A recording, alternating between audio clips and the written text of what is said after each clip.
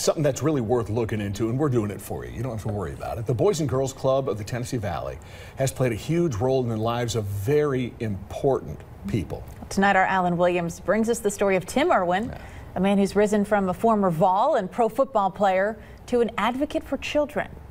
At 6'7", 300 pounds, Tim Irwin is a big man. He spent 14 years in the National Football League as an offensive lineman, named as one of the 50 greatest Vikings. But the former Vol admits it's not as fulfilling as what he's been doing since 2005. From the football field to the courtroom, how did that transition take place, and why would you do this? The one thing about this job is that I get to help a kid in this job every single day.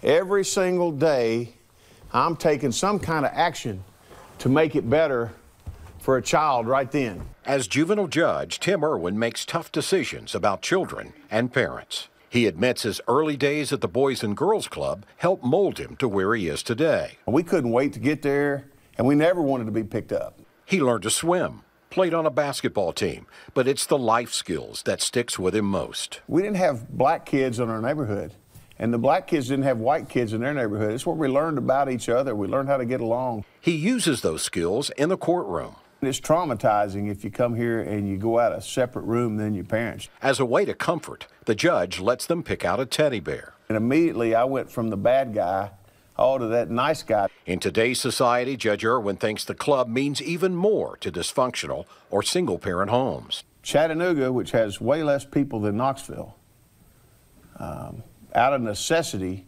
transfers 8 or 10 times more children to be tried as adults than I do. Nashville and Memphis even more. And I think the reason that we don't have as many kids getting in trouble and coming through my court as some of the other cities in Tennessee is because of the strong Boys and Girls Club presence. A Boys and Girls Club representative even counsels with every child in detention. I'm certain that if a kid has somebody in their corner that's willing to help with homework, that's willing to go to ball games, that's willing to care, that's willing to be disappointed when things don't go well, I think those kids will bloom and grow. I think without that person, we'll always be fighting an uphill battle. Big fan of Tim Irwin as a player, as a guy, as what he does for kids. He's got that huge fishing tournament at the end. Got to fish in that one year, came in 5th. At that tournament, yes. And it wasn't me, it was my partner, so I let him keep all the whatever the prizes. There were fishing rods and stuff because I didn't catch a single one.